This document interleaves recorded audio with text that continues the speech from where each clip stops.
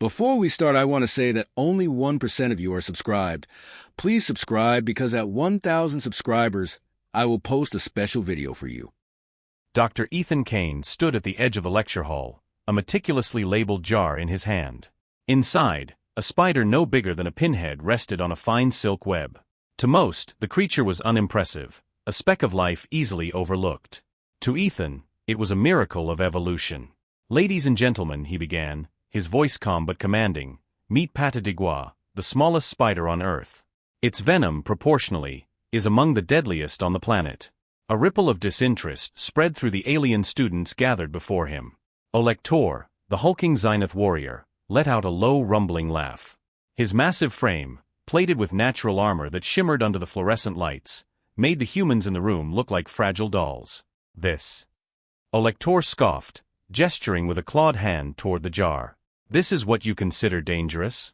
Your world's strongest warriors must be no more than gnats." Ethan's jaw tightened. He was used to skepticism, especially from alien species who considered Earth backward. The Zenith, however, were particularly insufferable. A warlike race bred for strength and conquest, they regarded humanity as little more than clever insects. "Size," Ethan replied, his voice steady, "doesn't dictate lethality. This spider's venom can paralyze prey hundreds of times its size.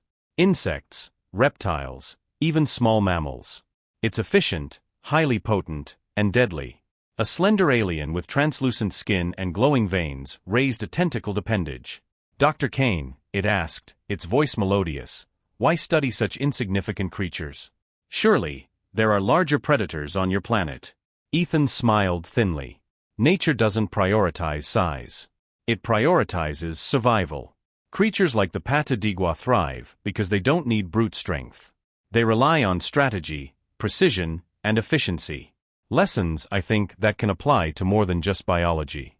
The subtle dig wasn't lost on Olektor, who stood abruptly, his towering form casting a long shadow over the room. "Your philosophy of weakness masquerading as strength is amusing," he sneered. "Shall we test this creature's venom against the might of the Zenith?" Ethan raised an eyebrow. "That would be ill-advised. Afraid your deadly spider will fail?" Olektor taunted. "No," Ethan said coolly. "Afraid it won't." The session ended with a simmering tension in the air. As the students filed out, Ethan caught snippets of their conversations, most dismissive of Earth's creatures. The Zenith warrior's booming voice dominated, as he regaled the others with tales of his kind's invincibility. Ethan returned to his lab, his mind troubled. The arrogance of the aliens wasn't new, but Olektor's bravado was unsettling. The Zenith, with their advanced technology and biological enhancements, were a known threat to many civilizations. If they turned their gaze toward Earth, humanity's survival would hinge on much more than technology. Later that evening, Olektor barged into the lab unannounced, flanked by a few other students. "Show me the spider," he demanded. Ethan looked up from his microscope, his expression unreadable. "This isn't a circus." "Show me," Olektor repeated, stepping closer. "I want to see this deadly predator." Reluctantly, Ethan retrieved the jar. He placed it on the table and stepped back. The Pata d'Igua sat motionless, its tiny form nearly invisible against the backdrop of its web. "That." Olektor leaned in, his mandibles clicking in disdain. "That is what you call a threat?"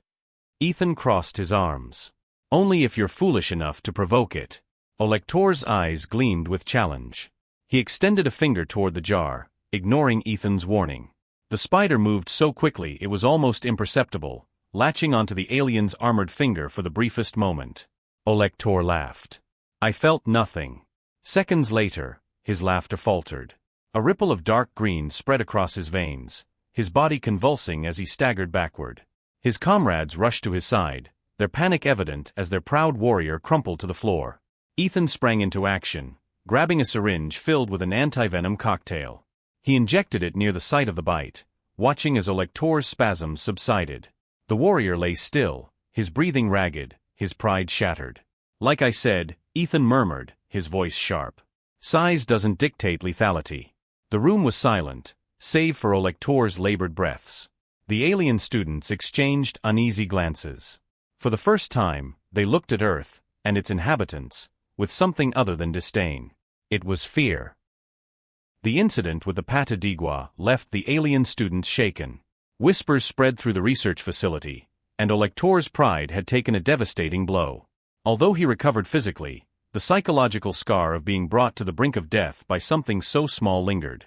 The Zenith warrior's silence was uncharacteristic, and his peers began to question their assumptions about Earth's creatures and its people.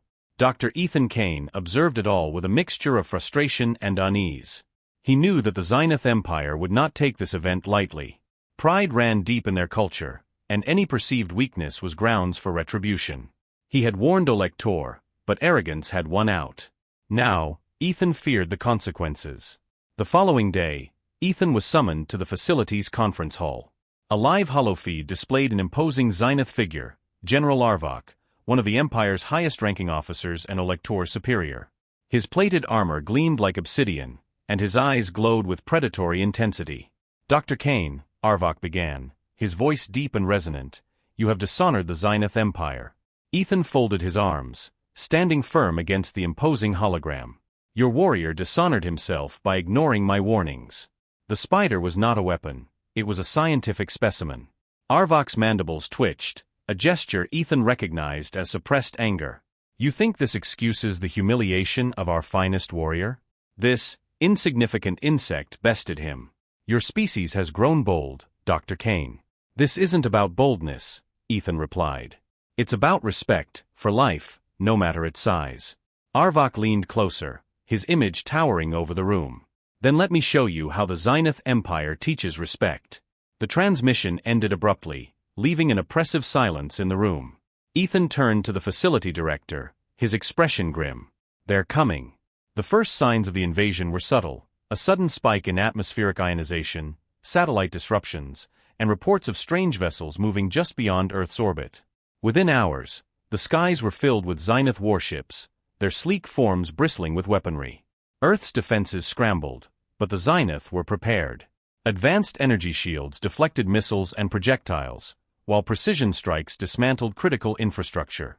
Major cities fell into chaos as people fled, seeking refuge from the alien assault. Ethan watched the news feeds from his lab, his stomach churning. He knew Earth couldn't win a conventional war against the Zenith. Their technology and biological enhancements were far beyond anything humanity could counter directly. But if there was one thing humans excelled at, it was thinking outside the box. Ethan's mind raced, recalling the lesson of the Patadigua. The spider's power lay not in its strength, but in its ability to exploit vulnerability. Humanity would need to do the same. Ethan convened a meeting with a select group of Earth's brightest minds, biologists, chemists, and military strategists. "We can't match the Zenith in brute force," he began. "But we can outthink them. Our planet is filled with creatures that have evolved to survive against overwhelming odds. It's time to weaponize what nature has already perfected." The team worked around the clock, identifying Earth's most dangerous species and developing delivery mechanisms to deploy them against the Zenith.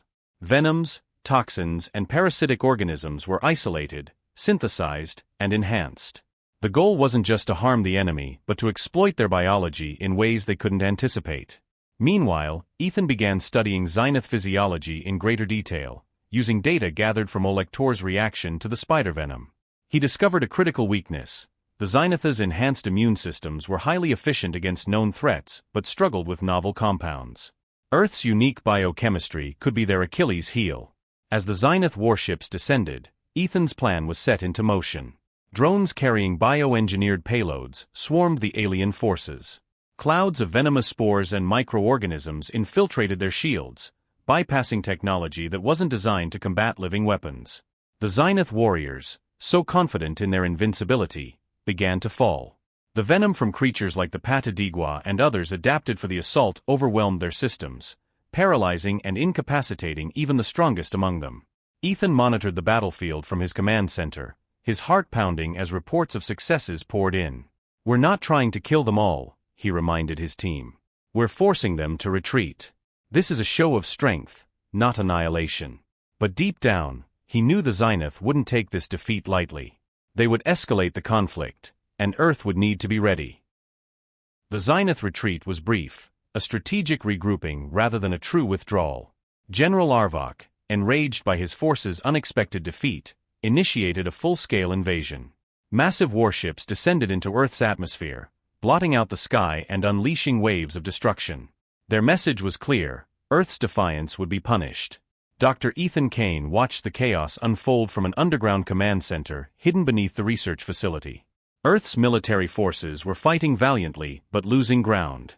The Zenith technology, energy weapons, cloaking devices, and biomechanical war machines was far beyond humanity's capabilities. "This isn't a war we can win with conventional weapons," Ethan said to the gathered leaders. His voice was calm but carried an urgency that silenced the room. "We have one advantage: Earth's ecosystem. If we want to survive, we have to think like nature, adapt, evolve, and strike where they're vulnerable. Nature strikes back." Ethan's team of scientists and engineers finalized the deployment of bioengineered Earth creatures. They had refined the strategy, weaponizing not just spiders but a variety of Earth's most dangerous organisms. Venoms from jellyfish, toxins from amphibians, and even parasitic fungi were synthesized and delivered using autonomous drones and missile-like dispersal systems. The plan began with a coordinated strike against the Zenith's ground forces. Swarms of drones released micro-payloads carrying cordyceps fungal spores, tailored to infect Zenith biology. The parasites bypassed their immune defenses, rendering many warriors immobile as fungal growths overtook their bodies. Meanwhile, genetically modified Pata Digua spiders infiltrated Zenith war machines. Their webs were laced with enzymes that corroded alien alloys, while their venom incapacitated any Zenith attempting to repair the damage. The spiders became the stuff of nightmares, spreading chaos among the invaders. The Zenith counterattack. General Arvok responded with brute force, targeting Earth's remaining infrastructure and attempting to destroy the research facility where Ethan operated. Zenith warriors breached the outer defenses, forcing Ethan and his team to retreat further underground. Olektor, still recovering from his earlier humiliation, led the assault personally. He sought revenge against the humans who had tarnished his honor. "Kane," he roared as he marched through the facility's corridors, his armored frame towering over Earth's defenders. "Face me, coward." Ethan, watching Olektor's advance on the security monitors, felt a mix of fear and determination. He turned to his team. "We can't let them take this facility. If they gain access to our research, they'll neutralize our advantage. It's time for a more personal approach. The battle of wits." Ethan set a trap, leading Olektor and his squad into a sealed laboratory filled with Earth's most dangerous specimens. As the Zenith breached the room, they were met with chaos. Venomous snakes struck from hidden corners, and dart frogs released toxic secretions into the air. Ethan confronted Olektor directly, armed not with weapons but with knowledge. "You came here seeking dominance," he said, circling the warrior. "But you forgot one thing: survival isn't about strength. It's about adaptability." Olektor lunged at Ethan, but the scientist was prepared.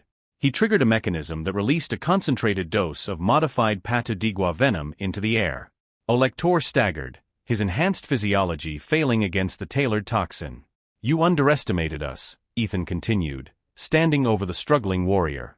"Just like you underestimated that spider. And now, your arrogance will cost you."